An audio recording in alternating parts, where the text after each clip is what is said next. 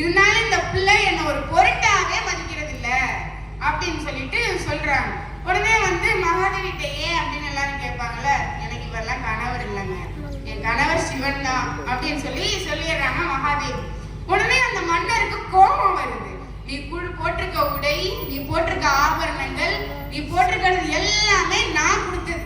இப்ப நான் கொடுத்ததுங்க போது என்னோட இதுலதான் நீ வாழ்ற, அப்ப நான் சொல்றதுதான் நீ கேட்கணும். அந்த சிவன்லாம் உனக்கு கணவன் இல்லைன்னு சொல்லி அந்த மன்னர் சொல்றாரு. இந்த மன்னர் சொல்றதை கேட்ட உடனே இந்த பெண்ணுக்கு கோபம் வந்துருது. மகாதேவிக்கு கோபம் வந்த உடனே அந்த பக்தியில என்ன செய்யறதுன்னு புரியாம எல்லாத்தையும் துறந்து சிவன் ஒருவனே வாழ்க்கை அப்படின்னு சொல்லிட்டு அவங்க துறவரம் மேற்கொண்டு அங்கிருந்து சிவனை அடைஞ்சு முக்தி நிலையை அடைவாங்க. அப்ப இங்க பக்தி எந்த இடத்துல இருக்கிறவர்களே? முக்தி நிலையை அடைகிறது பக்தி பெண்கள்கிட்ட இருக்கு. முடிஞ்சிருச்சு. ஒரு பெண்கள்கிட்ட இருக்கு பக்தி. அப்படின்னா அந்த இடத்துல அவங்களோட பெண்களோட பக்தி எவ்வளவு பெருசு அப்படின்றத இங்க நீங்க புரிஞ்சுக்கணும்ல. அதே மாதிரிதான் காலையில இந்த ஆண்கள் எல்லாம் வாக்கிங் போறது மட்டும்தான் நான் பார்த்திருக்கேன். இது வரைக்கும் எந்திரிச்சா வாக்கிங் போறது மட்டும்தான் பார்த்திருக்கேன். பெண்கள் அப்படியே நடவடிக்கை இல்ல இல்ல. ஏன் அப்படின்னா கோலம் போடணும்ல. அது வந்து ஏன் கோலப்படுறது ஏன் சொல்லுங்க. ஏன்னா அந்த இறைவனே அந்த கோலத்துல மயங்கி நம்ம வீட்டுக்குள்ள வந்துருவாங்க அப்படின்ற பக்தி நோக்கத்தோட வாசி தெரிச்சு கோலம் போடுறாங்க. அப்ப இங்க பக்தியோட இருக்கிறது யாரு? ஏன் ஆடியன்ஸ்க்கு எதுவும் காது கேட்கலையா? கேட்கலையா? அப்ப நீங்க உடனே காதாஸ்பத்திரியை போய் பார்க்கணும். இவ்வளவு நேரம் என்ன மிரட்டினாங்க? நீங்க பெண்கள் தான் சொல்லணும், இப்போ பாக்க உங்களையும் மிரட்டுறாங்க. உண்மையை சொல்றது தப்பு இல்ல. சொல்லுங்க. அதே மாதிரி அமரன் படம் எல்லாம் பாத்தீங்களா? அமரன் படம் பார்த்தா தேசபக்தி இருக்குன்னு அர்த்தம். யாராவது பாத்தீங்களா இல்லையா? எல்லாரும் பாத்திருக்காங்க. அமரன் பார்க்காத ஆட்கள் இருக்காதுன்னு எல்லாருமே பாத்துருப்பீங்க. அதுல வந்து முகன்வரராஜன் இன்டர்வியூக்கு போயிருப்பாரு, ஆர்மி இன்டர்வியூக்கு. அப்ப இந்து ரவிகாருக்கு சேர்ந்து ஒரு போன் பண்ணிட்டு ஒரு இடத்துல இருப்பாங்க. எங்க நடுவர்களே சொல்லுங்க, பாத்திருக்கீங்களா படம்? எங்க இருப்பாங்க கேக்குறீங்க? இந்து ரவிகாருக்கு முகன்வரராஜன் இன்டர்வியூல இருக்கும்போது எங்க இருப்பாங்க தெரியல, நீங்களே சொல்லிருங்க. கோயில்ல இருப்பாங்க. கோயில்ல இருக்கும்போது அவரு வந்து நான் செலக்ட் ஆயிட்டேன்னு சொல்லுவாரு. இப்ப மணி அடிக்கும். இப்ப இந்து ரவிகாருக்கு சொல்லுவாங்க எங்க இருக்கீங்கன்னு சொல்லி, முகுந்தராஜன் கேட்க இந்து சொல்லுவாங்க கோயில்ல இருக்கேன் அப்படின்னு சொல்லி. அப்ப ஒரு ஆணோட வெற்றிகள் இருக்கிறதுக்கு நிறைய பெண்கள் கோயில்ல இருக்கிறது தான் காரணம். நிச்சயமா உண்மைதானே? நிச்சயமா நிச்சயமா. உண்மைனா கை தட்டலாம். முதல் 2 பேர் தான் கை தட்டுறாங்க. அதே மாதிரியே வந்து அவ்வையார் தெரியுமா? தெரியும். அவ்வையார் வந்து எல்லா கடவுள்கிட்டையும் பேசுவாங்க. ஆத்திச்சூடி எழுதுறவங்க தான். ஆத்திச்சூடி எழுதுறவங்க மட்டும் இல்ல, விநாயகர் அகவலே அவங்க தான் எழுதுனாங்க. அப்ப விநாயகர் அகவல் வந்து அவ்வையார் எழுதுறதுக்கு ஒரு வரலாறு இருக்கு. என்னன்னா அவ்வையாருக்கு கைலாயம் போகணும்னு ஒரு ஆசை. அப்ப வந்து அவ்வையார் வந்து எப்பவுமே முன்முதல் கடவுள் விநாயகர் தானே. நம்ம பட்டிமன்றம் ஆரம்பிக்கிறதுக்கு முன்னாடியே விநாயகரை வணங்கிட்டு தானே ஆரம்பிச்சோம்.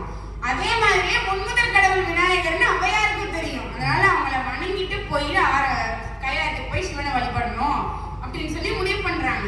முடிவு பண்ணி விநாயகரை வணங்கிட்டு இருக்காங்க. இப்படி வணங்கிட்டு இருக்கும்போது சுந்தரமூர்த்தி நாயனார்னு ஒரு நாயனார் இருக்கு. அவரும் அதுக்கப்புறம் வந்து சேரமான் மன்னர்னு ஒரு மன்னர் இருக்கு. அவரும் கைலாயத்துக்கு புறப்படுறாங்க. எதுல? ஐராவதம் தெரியல, அதுல புறப்படுறாங்க. இருக்கிறதுலே ரொம்ப பெரிய வாகனம்னா ஐராவதம் சொல்லுவாங்க. அப்ப வந்து அதுல புறப்படுறாங்க. அப்படி புறப்பட்டு இருக்கும்போது வழியில அவ்வையார் விநாயகரை வணங்கிட்டு இருக்கும்போது, விநாயகர் தான் வந்து வணங்கிட்டு இருக்கும்போது இங்க அவ்வையாரை பார்த்தோன்னே வயசான பாட்டியா இருக்கு, நம்ம 2 பேர் தான் போறோம், இந்த அம்மாவையும் கூட்டு போவோம்னு சொல்லி 2 பேரும் முடிவு பண்ணி அவ்வையாரே வரீங்களா வாங்க பாட்டி அப்படின்னு சொல்லி கூப்பிடுறாங்க. இப்படி கூப்பிடும் போது அவ்வையார் சொல்றாங்க பூஜையில இருக்கேனே அப்படின்னு சொல்றாங்க. இன்னொரு பக்கம் அவ்வையாருக்கு இவங்க கூட போயிட்டு வந்தா நம்ம சீக்கிரம் வந்து சாமி கும்பிட்டுறலாம், நம்ம வந்து சிவனை தரிசிச்சிடலாம்னு சொல்லி அவங்களுக்கு ஒரு மனசுல தோணுதுல. அதனால வேகமா ஸ்லோகத்தை சொல்ல ஆரம்பிக்கிறாங்க. சொல்ல ஆரம்பிச்சோடனே விநாயகருக்கு அதிர்ச்சி ஆயிடுது. என்னடா அது இவ்வளவு நேரமா மெதுவா நிதானமா ஞாபகம் சொல்லிட்டு இருந்தவ திடீர்னு வேகமா சொல்லுதே அப்படின்னு சொல்லிட்டு என்ன காரணம் நான் அவ்வையார்கிட்ட வந்து விநாயகர் கேட்க, உடனே அவ்வையார் சொல்றாங்க நான் போய் சிவனை பார்க்கணும், ரொம்ப தாமதமாயிரும்ல, நான் அவங்க கூட போனா சீக்கிரம் போயிடலாம் அப்படின்னு சொல்லி அவ்வையார்கிட்ட வந்து அவ்வையார் வந்து விநாயகர்கிட்ட சொல்ல, உடனே வந்து விநாயகர் சொல்றாரு மெதுவா பூஜை பண்ணு, அவங்கள விட சீக்கிரமா உடனே நான் கூட்டிட்டு போறேன் அப்படின்னு சொல்லி விநாயகர்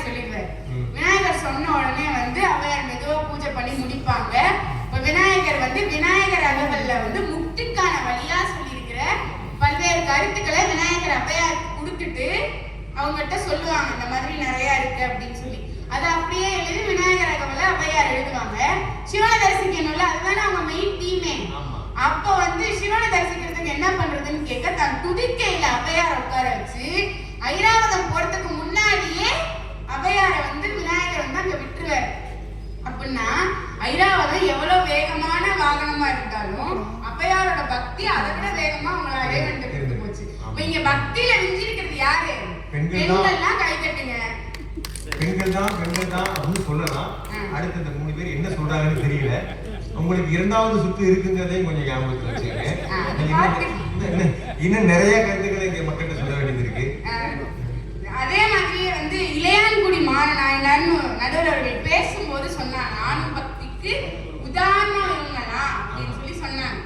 இளையான்குடி மாறநாயனார் உண்மையிலே பக்தியான ஒருத்தர் தான், ஒத்துக்கிறோம். இளையான்குடி மாறநாயனார் பக்தியான ஒருத்தர். அவர் வந்து வீட்டுக்கு வரவங்களுக்கு எல்லாம் சாப்பாடு போடுவாங்க.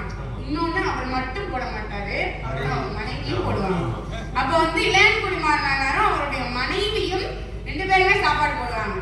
போட்டுட்டு இருக்கும்போது ஒரு நாள் அடை மழை, மையிருட்டு அப்படி இருக்கிற இடத்துல இளையான்குடி மாறனார் வீட்டுல ஒரு பட்ட அரிசி இல்லை. அப்படி இருக்கும்போது ஒருத்தர் கதவை தட்டுறாரு. வயசானவரா இருக்காரு, உடம்பெல்லாம் நனைஞ்சிருக்கு மழையில, பசியில இருக்காருன்னு அவர் முகத்தை பார்த்தா தெரியுது.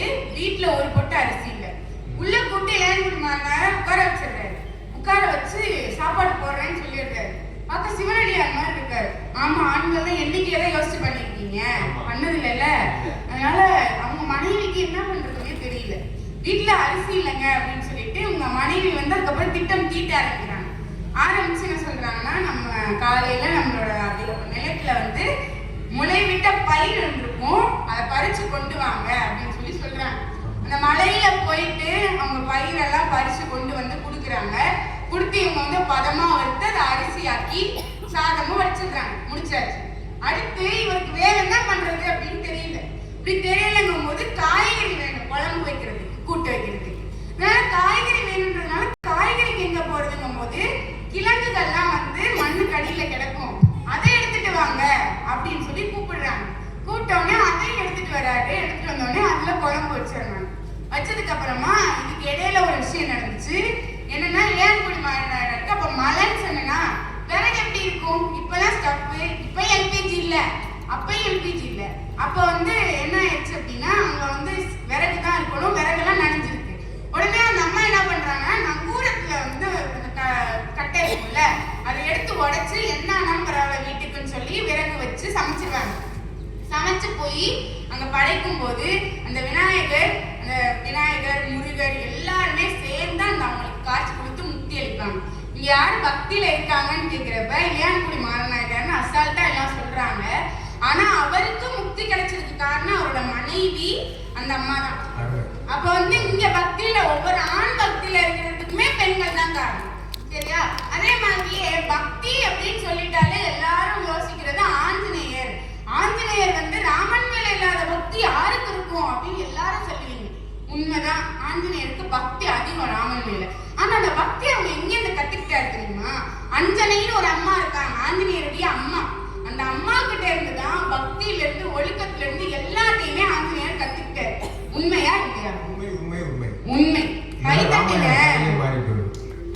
அதுல வந்து பெரிய விஷயமே இந்த அஞ்சனை தேவி தான். இப்ப அஞ்சனை தேவி வந்து சொல்லி கொடுத்ததுனாலதான் ஆஞ்சநேயருக்கு பக்தி தெரியும்.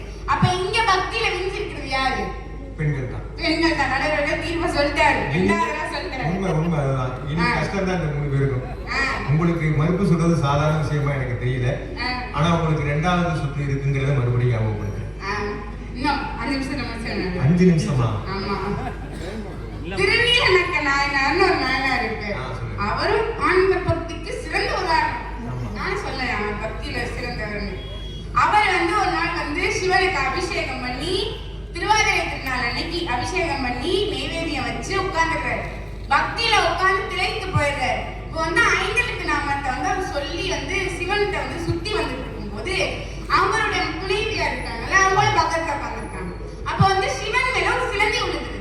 உடனே அவங்க வந்து அவங்க சிலந்திய ஊதி வந்து எப்படி ஒரு குழந்தை மேல சிலந்தி இருந்தா தட்டிவிட்ட குழந்தை பழிச்சிடும்ல, அதனால சிவனையும் ஒரு குழந்தையா நினைச்சு அந்த சிலந்திய ஊதி வந்து எடுக்கிறாங்க. எடுக்கும் போது ஊதும் போது உமிழ்